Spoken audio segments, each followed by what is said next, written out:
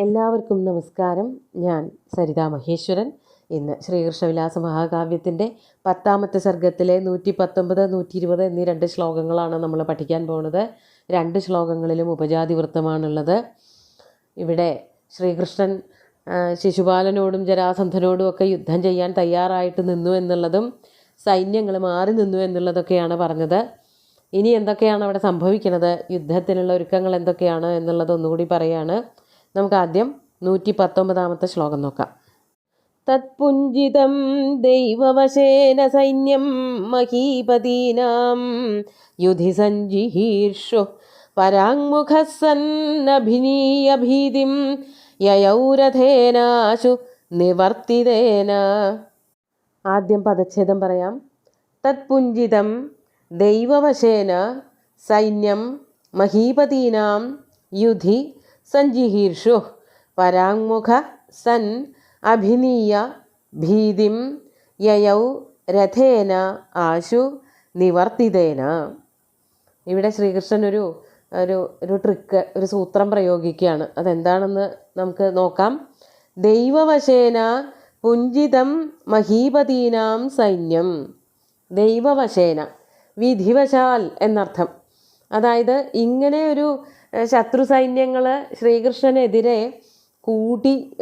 കൂട്ടുകൂടി വരണം എന്നുള്ളത് ശ്രീകൃഷ്ണൻ പോലും വിചാരിച്ചിട്ടില്ല. അങ്ങനെ പെട്ടെന്ന് ദൈവഗത്യ സംഭവിച്ചതാണ്. അതാണ് ദൈവവശേന പുഞ്ചിതം. പുഞ്ചിതം എന്ന് പറഞ്ഞാൽ കൂടിച്ചേർന്നത്, ഒരുമിച്ച് ചേർത്ത് വെച്ചത്, അതിനെയാണ് പുഞ്ചിതം. ആരെയാണ് ചേർത്ത് വച്ചിരിക്കുന്നത്? മഹീപതീനാം സൈന്യം. പല പല ശത്രു രാജാക്കന്മാരുടെയും, ജരാസന്ധനായാലും ശിശുപാലനായാലും ദന്തവക്രനായാലും അങ്ങനെ കുറേ പേരുണ്ട്. അവരുടെയൊക്കെ സൈന്യങ്ങൾ ദൈവവശാൽ ഒന്നിച്ചുകൂടി കിട്ടിയിരിക്കുകയാണ്. അപ്പോൾ അവരെല്ലാവരെയും തന്നെ യുദ്ധത്തിൽ സഞ്ജിഹീർഷു, വധിച്ചു കളയാം. അതായത് ഭഗവാൻ ഭൂമിയിൽ അവതരിച്ചിരിക്കുന്നത് തന്നെ ഭാരം തീർക്കാനാണ്, ഭൂമിയുടെ ഭാരം തീർക്കാൻ. ഭൂമിക്ക് ഭാരം വരണത് എങ്ങനെയാണെന്നുണ്ടെങ്കിൽ ഈ അസുരന്മാരും അതുപോലെ രാക്ഷസന്മാരും മറ്റുള്ളവരെ ആക്രമിക്കാൻ തയ്യാറായി നടക്കുന്നവരും മറ്റുള്ളവരെ ഉപദ്രവിക്കുന്നവരുമായിട്ടുള്ള വലിയൊരു പടയുണ്ട്. അപ്പോൾ അവരെയൊക്കെ വധിച്ചിട്ട് ഭൂമിയുടെ ഭാരം തീർക്കുക എന്നുള്ളതാണ് ഭഗവാന്റെ ഒരു നിശ്ചിതമായിട്ടുള്ള കർമ്മം. അപ്പോൾ അതിനു വേണ്ടിയിട്ടുള്ളൊരു വഴിയായിട്ട് ഇതിനെ ഭഗവാൻ സ്വീകരിക്കുകയാണ്. അതാണ് ഇവരെല്ലാവരും ഒന്നിച്ചുകൂടി തൻ്റെ അടുത്തേക്ക് വന്നോട്ടെ, ഒരുമിച്ച് കഴിയുമല്ലോ, അതിനായിട്ട് ഇനി വേറെ യുദ്ധമൊന്നും ചെയ്യേണ്ടി വരില്ലല്ലോ. അതാണ് യുധി സഞ്ജിഹീർഷു. യുദ്ധത്തിൽ ഇവരെ പോലെയുള്ള അതിഭീകരന്മാരെ വധിക്കുന്നതിന് വേണ്ടിയിട്ട് സംഹർത്തും ഇച്ഛു സഞ്ജിഹീർഷു. യുദ്ധം ചെയ്തിട്ട് ആ യുദ്ധത്തിൽ സംഹരിക്കുവാൻ ആഗ്രഹിക്കുന്നവനായിട്ട് ഭഗവാൻ എന്താ ചെയ്തത്? പരാങ്മുഖ ഭീതിം അഭിനീയ. പരാങ്മുഖ, പെട്ടെന്ന് അത്രയും നേരം അഭിമുഖമായിട്ട് നിന്നിരുന്ന ശ്രീകൃഷ്ണൻ തിരിഞ്ഞു നിന്നു, സൈന്യത്തിനെതിരായിട്ട് നിന്നു. അതാണ് പരാങ്മുഖ. പരാങ്മുഖനായിട്ട് നിന്നിട്ട് പേടി അഭിനയിച്ചുകൊണ്ട്, ഭീതിം അഭിനീയ, പേടിയൊന്നും ഉണ്ടായിട്ടല്ല, പക്ഷേ വെറുതെ കുറച്ച് നേരത്തേക്ക് പേടിയുണ്ടെന്ന് അഭിനയിച്ചു. എന്നിട്ട് നിവർത്തിതേന രഥേന ആശു യയൗ, രഥം തിരിച്ചിട്ട്, അതായത് മുമ്പാക്കം നോക്കി നിന്നിരുന്ന ശ്രീകൃഷ്ണൻ പെട്ടെന്ന് രഥം തിരിച്ചു. എന്നിട്ട് ദ്വാരകയിലേക്ക് പോണതുപോലെ വളരെ വേഗത്തിൽ അങ്ങോട്ട് പോവുകയും ചെയ്തു. അപ്പോൾ പെട്ടെന്ന് നോക്കിയാൽ എന്താ തോന്നുക? ശ്രീകൃഷ്ണൻ വല്ലാതെ പേടിച്ച്, ഈ സൈന്യങ്ങളെയൊക്കെ കണ്ടതോട് കൂടിയിട്ട് വല്ലാതെ പേടിച്ച് വിറങ്ങലിച്ച് വേഗം രക്ഷപ്പെടാമെന്ന് വിചാരിച്ചിട്ട് രഥം തിരിച്ചു പോവുകയാണ് എന്നാണ് തോന്നുക. പക്ഷേ യഥാർത്ഥത്തിൽ അതല്ല. ഇനിയും ഇവരുടെ കൂട്ടത്തിൽ സൈന്യങ്ങൾ ഉണ്ടായിക്കോട്ടെ, അവരെയൊക്കെ ഒറ്റയടിക്ക് യുദ്ധത്തിൽ വധിച്ചു കളയാലോ എന്നാണ് ശ്രീകൃഷ്ണൻ വിചാരിച്ചത്. അതിനു വേണ്ടിയിട്ടാണ് പരാമുഖനായിട്ട് വേഗം പിന്തിരിഞ്ഞോടാൻ ആരംഭിച്ചത്. അതാണ് ഇവിടെ പറയണത്. അത് ദൈവഗത്യ കിട്ടിയതാണ്. പെട്ടെന്നൊരു ആളെ വിളിച്ചാൽ ആ ആളുടെ സൈന്യം, അല്ലെങ്കിൽ ശത്രു രാജാവ് ആരാണോ ആ ആളോട് ആക്രമിച്ചാൽ അവരുടെ സൈന്യം മാത്രമേ ഉണ്ടാവുള്ളൂ. രുക്മിയായിട്ടാണ് ഏറ്റുമുട്ടണതെങ്കിൽ രുക്മിയുടെ സൈന്യം മാത്രമേ ഉണ്ടാവുള്ളൂ. അവിടെ ജരാസന്ധ ഉണ്ടാവില്ല, ശിശുപാലൻ ഉണ്ടാവില്ല, അങ്ങനെയുള്ള ആസുര ശക്തികൾ ആരും ഉണ്ടാവില്ല. പക്ഷേ ഇതൊരു അവസരമാണ്. രുക്മിണിയെ തട്ടിക്കൊണ്ടുപോയി എന്ന് പറഞ്ഞിട്ട് രുക്മിയുടെ വാക്ക് കേട്ട് ശ്രീകൃഷ്ണനെ ആക്രമിക്കാൻ വേണ്ടിയിട്ട് ഒരു പറ്റം ശത്രു സൈന്യങ്ങൾ വന്നിരിക്കുകയാണ്. അസുരന്മാർ, രാക്ഷസ സ്വഭാവികളായിട്ടുള്ള സൈന്യങ്ങൾ. അപ്പോൾ അവരെ വധിക്കാൻ ഏറ്റവും നല്ലൊരു വഴി ഇതന്നെയാണ് എന്ന് വിചാരിച്ചിട്ട് തിരിച്ചു പോവുകയാണ് എന്നുള്ള വ്യാജേന രഥം ദ്വാരകയിലേക്ക് പോവട്ടെ എന്ന് പുറംതിരിഞ്ഞ് ഓടാൻ തുടങ്ങി എന്നർത്ഥം. നമുക്ക് അടുത്ത ശ്ലോകം കൂടി നോക്കാം. 120-ാമത്തെ ശ്ലോകം നോക്കൂ. സാ നർമ്മദേവാർജുന ബാഹുദണ്ഡ നിരോധമുക്ത പ്രതനാ നൃപാണാം കൃഷ്ണേ ഗതേ സത്വരമാജഗാമ ഘോഷേണ ലോകത്രയഭീഷണേന. ഈ ശ്ലോകത്തിൻ്റെ പദച്ഛേദാദ്യം പറയാം. സാ നർമ്മദ ഇവ അർജുന ബാഹുദണ്ഡ നിരോധമുക്ത പ്രതന നൃപാണാം കൃഷ്ണേ ഗതേ സത്വരം ആജഗാമ ഘോഷേണ ലോകത്രയ ഭീഷണേന. ശ്രീകൃഷ്ണൻ പുറംതിരിഞ്ഞ് ഓടുകയാണല്ലോ ഉണ്ടായത്. അപ്പോൾ മറ്റ് സൈന്യങ്ങൾ എന്താണ് ചെയ്തത് എന്നുള്ളതൊരു ഉപമാലങ്കാരത്തോട് കൂടിയിട്ടാണ് കവി പറയണത്. ആദ്യം പറഞ്ഞതുപോലെ തന്നെ കഴിഞ്ഞ ദിവസം പറഞ്ഞുല്ലോ, ഈ സമുദ്രം അവകാശം കൊടുത്തിട്ട് മാറി നിൽക്കുന്നത് പോലെ തന്നെ ഉള്ള ഒരു ഉപമയാണ്. നമുക്ക് അന്വയത്തിലേക്ക് കിടക്കാം. കൃഷ്ണേ ഗതേ, കൃഷ്ണൻ പിന്തിരിഞ്ഞോടിയപ്പോൾ, സാ പൃതന, സാ എന്ന് പറഞ്ഞാൽ ആരാണ്? ശത്രു സൈന്യങ്ങൾ, അതാണ് സൈന്യത്തിനാണ് പൃതന എന്ന് പറയുക. സാ നൃപാണാം പൃതന, രാജാക്കന്മാരുടെ, കേവലം സാധാരണ രാജാക്കന്മാരല്ല, ശത്രു രാജാക്കന്മാർ, ശത്രു രാജാക്കന്മാരുടെ പൃതന സൈന്യങ്ങൾ അർജുന ബാഹുദണ്ഡ നിരോധമുക്ത നർമ്മദായിവ ലോകത്രയ ഭീഷണേന ഘോഷേണ സത്വരം ആജഗാമ. നൃപാണാം പൃതന ലോകത്രയ ഭീഷണേന ഘോഷേണ സത്വരം ആജഗാമ. അതാണ് മുഖ്യമായിട്ടുള്ള വാക്യം. ലോകത്രയ ഭീഷണം, 3 ലോകങ്ങളെയും പേടിപ്പെടുത്തുമാറുള്ളതായ ഭീഷണേന, അതാണ് പേടിപ്പിക്കുക. എന്തുകൊണ്ടാണ് പേടിപ്പിക്കുന്നത്?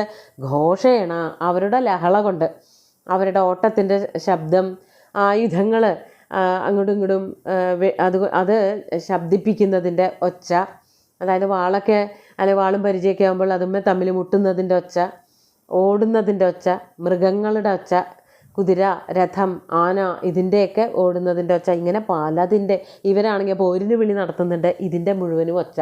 ആ ശബ്ദങ്ങളൊക്കെ കൂടി കേട്ടാൽ തോന്നും 3 ലോകങ്ങളും ഈ ശബ്ദം കേട്ട് പേടിച്ചു വിറക്കുകയാണോ എന്ന്. അതാണ് ലോകത്രയ ഭീഷണേന, 3 ലോകങ്ങൾക്കും പേടിയുണ്ടാക്കുന്നതായ ഘോഷേണ, ശബ്ദം കൊണ്ട്, ശബ്ദത്തോട് കൂടിയിട്ട് സത്വരം ആജഗാമ, വേഗത്തിൽ അങ്ങോട്ട് ഓടാൻ തുടങ്ങി, ശ്രീകൃഷ്ണൻ്റെ പിന്നാലെ ഓടാൻ തുടങ്ങി. അപ്പോൾ ആ ശബ്ദം അല്ലെങ്കിൽ അവരുടെ ഓട്ടം എങ്ങനെയായിരുന്നു എന്ന് കവി പറയാണ്. അർജുന ബാഹുദണ്ഡ നിരോധമുക്ത നർമ്മദായിവ, നർമ്മദാ നദി പോലെ. നർമ്മദാ നദി ആരോ ഒരിക്കൽ തടഞ്ഞു നിർത്തിയല്ലോ. ആരാണത്? അർജുനൻ. ഏതർജുനനാണ്? മധ്യമ പാണ്ഡവനായിട്ടുള്ള അർജുനനല്ല, കാർത്തവീര്യ അർജുനൻ. കൃതവീര്യൻ എന്നു പേരുള്ള രാജാവിൻ്റെ പുത്രനായിട്ടുള്ള കാർത്തവീര്യൻ എന്ന പേരോടുകൂടിയ അർജുനനാണത് ചെയ്തത്. ആ അർജുനൻ ഒരിക്കൽ നർമ്മദയിലിറങ്ങിയിട്ട് കുളിക്കാൻ പുറപ്പെട്ടു.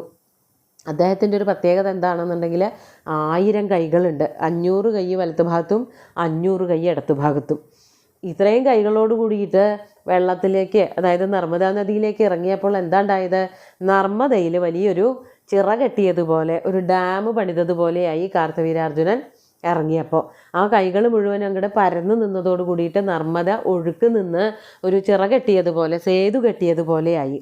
അപ്പോൾ പെട്ടെന്ന് കാർത്തവീര്യാർജുനൻ കൈകൾ മാറ്റിയപ്പോൾ, അതാണ് അർജുന ബാഹുദണ്ഡ നിരോധം, അർജുനൻ്റെ ഭയങ്കര നീളമുള്ളതായ കൈകളുടെ നിരോധം, തടസ്സം, അതിൽ നിന്ന് മുക്തയായ കൈകൾ മാറ്റിയപ്പോൾ, അതായത് കാർത്തവീര്യാർജുനൻ കുളി കഴിഞ്ഞിട്ട് കയറിയപ്പോൾ കൈകളുടെ തടസ്സം മാറിയല്ലോ.